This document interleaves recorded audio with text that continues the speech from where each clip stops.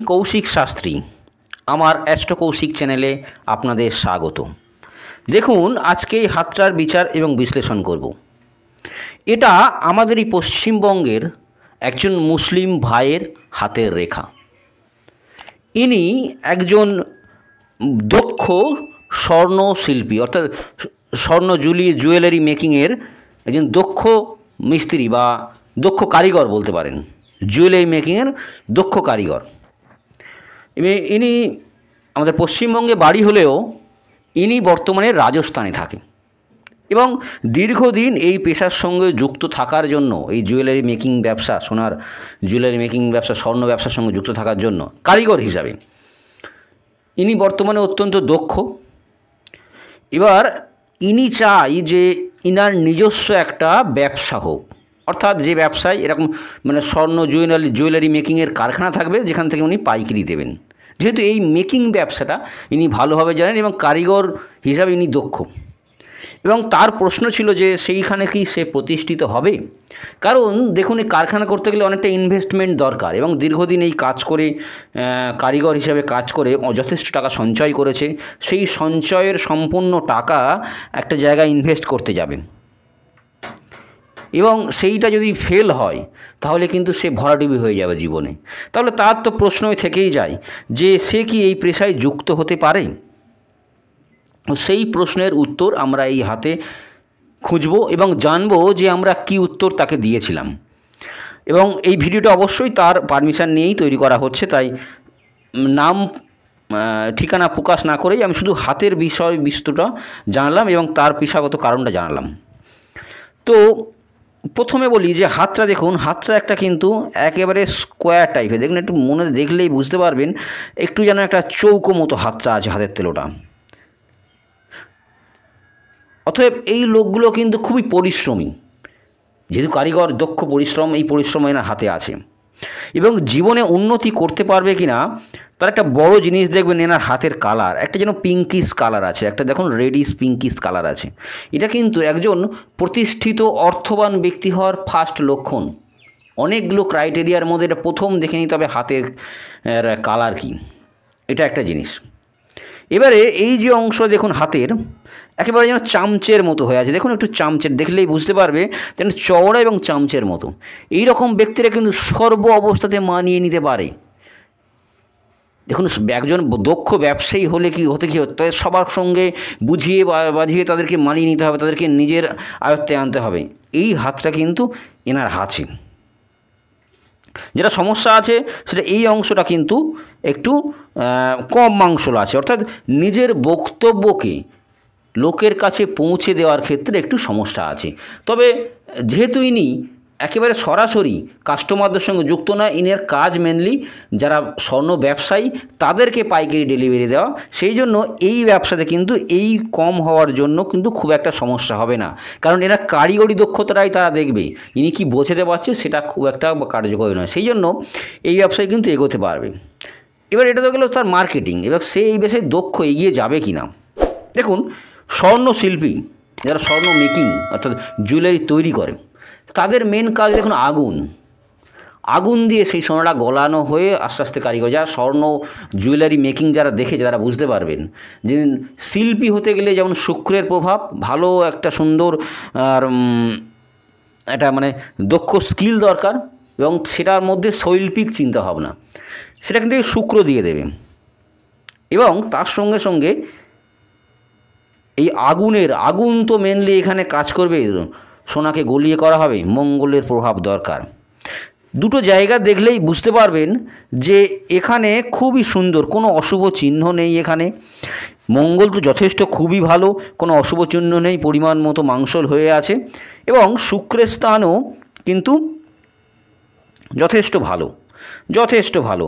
এখানে কোনো অশুভ চিহ্ন নেই, কাটা ক্রস নেই। এই যে হালকা একটা চিহ্ন আছে, এটা এনাকে ব্যবসায়িক ক্ষেত্রে কার্যকর করবে না, এনাকে নারী সঙ্গবান মহিলাদের থেকে একটুখানি দূরত্ব বা সেইখান সংক্রান্ত বদনামের দিকে এগিয়ে নিয়ে যাবে। সেটা আমি অবশ্যই বলেছি, সেখান থেকে একটু প্রতিকার করিয়ে নেওয়া উচিত বা প্রতিকার সবচেয়ে বড় সাবধান থাকলেই এর যথেষ্ট প্রতিকার হয়ে যাবে। যখন জাগছেন যে সেই নারী ঘটিত বিষয়টা থেকে এড়িয়ে চলা, সেখানে সাবধান থাকবে। তবে ব্যবসায়িক ক্ষেত্রে কিন্তু এই হাত যথেষ্ট ভালো, যথেষ্ট মাংসল নিয়ে থাকতে হবে এইখানে থাকার জন্য, সেটা কিন্তু এই হাতে শুক্রের জায়গায় আছে এবং এই যে অংশটা যথেষ্ট ভালো, অর্থাৎ এই ব্যবসায় সে উন্নতি করতে পারবে। এইবারে যদি বলা হয় যে ইনি তাহলে নিজস্ব একটা দোকান কেন করবে না, ইনি তো যথেষ্ট কারিগর, যথেষ্ট ভালো একটা কারিগর নিজে তৈরি করতে পারেন, তাহলে কারখানা তো করছেন, সেখান থেকে অন্য লোককে সাপ্লাই করছে, তাহলে নিজে কেন সেই ব্যবসাটা করবে না? কিন্তু এখানে যদি যাই সেখানে কিন্তু সে ফেঁসে যাবে। যখনই এই স্বর্ণ ব্যবসার কথা আসবে, যখন পাইকারি কাস্টমারদের সঙ্গে যুক্ত হবে, তখন কিন্তু রবির জায়গা দরকার লাগবে। কারণ নাম, একজন স্বর্ণ ব্যবসায়ীর রেপুটেশনটা বড় জিনিস। একবার যদি ছড়িয়ে যায় যে সে খারাপ সোনা দিচ্ছে, তার জুয়েলারির কোয়ালিটি খারাপ, তাহলে কিন্তু সেই কাস্টমার কিন্তু যারা অতটা বোঝে না, তারা মানুষের কথাই শুনে শুনে তো আসবে না, তো অ্যাডভার্টাইজমেন্ট দেখে আসবে। তারা যদি একবার বুঝে যায় এরকম বা জেনে যায় কেউ একজন বলে, তাহলে কিন্তু তারা আর এই দোকানে আসবে না। কিন্তু একজন স্বর্ণ ব্যবসায়ী যে ওনার কাছ থেকে নেবে, তিনি কিন্তু সোনারকে ভালোভাবেই চেনেন, তাকে যাই বোঝাক সে কিন্তু দেখে শুনে চিনে নেবেন, সেখানে কিন্তু সমস্যা নেই। অর্থাৎ আমার বক্তব্য, যখনই সরাসরি কাস্টমারদের ক্ষেত্রে আসবে তখনই কিন্তু ইনি সমস্যায় পড়বে, সেই দিকে গেলে কিন্তু এই ব্যবসা ডাউন হবে। কিন্তু যেহেতু মেকিংয়ের কারখানা, সেখানে কিন্তু ইনি সফল হবেন। ইনি সফল হোক, এটাই আমাদের কামনা। একজন পশ্চিমবঙ্গের উদীয়মান যুবক এবং স্টার্ট আপ বলতে পারেন, কারখানা শুরু করছেন, আমাদের পশ্চিমবঙ্গবাসীর তরফ থেকে অবশ্যই শুভকামনা থাকবে। আমি অবশ্যই এনাকে রেমেডি এবং পথ দেখিয়েছি, মার্গদর্শন করেছি। তো মানুষকে যেটা বোঝালাম যে স্বর্ণ ব্যবসার জন্য যেটা দরকার। তো এবার যেটা আসা যাক, দেখুন এই যে বিষয়টা আছে, দেখুন এই যে বিষয়টা দেখবেন যে শিরোরেখা এবং এই হৃদয় রেখা দুটো একসঙ্গে আছে। এই ক্ষেত্রে কিন্তু পারিবারিক অর্থাৎ সাংসারিক জীবনে কিন্তু সমস্যাটা প্রবল হয়। সাংসারিক দিনে কিন্তু কোনো অবস্থাতে এটা ভালো নয়। সাংসারিক ক্ষেত্রে কিন্তু একটু সমস্যা হয়, ব্যবসায়িক দিক থেকে তো ভালো। কারণ ইনি সবসময় মনের চেয়ে মাথাটা বেশি কাজ করবে। যখনই হৃদয় রেখা এবং শিরোরেখা জুড়ে যায়, তখনই কিন্তু তার মন থেকে কাছে মাথা বেশি কাজ করে, অর্থাৎ বুদ্ধি সেখানে বেশি হয়, মন কিন্তু কম হয়। সেই জন্য বলা যায় যে এই সকল ব্যক্তিরা সংসার জীবন, প্রেমজ জীবনের ক্ষেত্রে সমস্যা হয়। কারণ সেখানে মন, সেখানে ভালোবাসা জড়িয়ে আছে, সেখানে কিন্তু এই বিষয়টাই যখনই যাবে তখনই সমস্যা হবে। মাথা কিন্তু সবসময় ফায়দা, লোভ, লাভ, এই সব কথা বলবে, কোথায় লাভ হবে, কোথায় জীবন হবে, যেটা একটা ব্যবসায়ীর ক্ষেত্রে যথেষ্ট ভালো, কিন্তু সাংসারিক জীবনের ক্ষেত্রে এটা কোনো অবস্থাতেই ভালো নয়। সেই সমস্যাটাই কিন্তু এনা পড়বে। এবারে দেখুন, ভাগ্যরেখা লাইফ লাইন থেকে শুরু হয়েছে, অতএব নিজের চেষ্টায় উন্নতি করবে এবং বারবার এই যে যুক্ত হওয়া,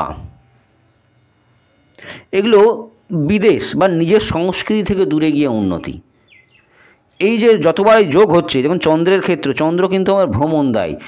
চন্দ্র আমাদের বাড়ি থেকে দূরত্বের বিষয়টা নির্ধারণ করে, সেই দিক থেকে আসা এই জিনিসগুলো, সেটা কিন্তু আমি বলেছি। অর্থাৎ এই যে মেকিংয়ের ব্যবসা ইনি কলকাতায় এসে শুরু করলো, পশ্চিমবঙ্গে এসে শুরু করলো, বা নিজের বাড়ির কাছে শুরু করলো, তখন কিন্তু ইনি সফল হবেন না। এনার কিন্তু যেহেতু রাজস্থানে আছে, সে রাজস্থান করুক বা যে কোনো জায়গায়, এবার মহারাষ্ট্র বা অন্য কোথাও, অর্থাৎ নিজের রাজ্যের বাইরে, নিজের এলাকার বাইরে গিয়ে সফল হবে, কিন্তু নিজের রাজ্যে কিন্তু ইনি এই ব্যবসায় সফলতা এনার ভাগ্যোদয় নয়। অর্থাৎ যখনই এই ব্যবসাটা করতে বলা হবে, অবশ্যই নিজের রাজ্য, নিজের পাড়া, নিজের এলাকা থেকে দূরে গিয়ে করতে হবে, তাহলে কিন্তু সফলতা আসে। ভাগ্যরেখা এটা বলে দিচ্ছে। সফল তো হবেন, আপনি কোন দিকে সফল হবেন, কোথায় গেলে সফল হবেন, সেটা কিন্তু এই হাত এখানে বলে দিচ্ছে। তো আশা করি আমার ভিডিওটি ভালো লাগে। যদি ভালো লেগে থাকে অবশ্যই লাইক করবেন, শেয়ার করবেন এবং চ্যানেলটি সাবস্ক্রাইব করবেন। এরকমই হস্তরেখার গুপ্ত এবং না বোঝা বিষয়টাকে অতি সহজভাবে বুঝিয়ে দেওয়ার জন্য আমার এই চ্যানেল, যেটা সম্পূর্ণ গুরুমুখী বিদ্যা এবং তথাকথিত বইয়ের বাইরে গিয়ে, তথাকথিত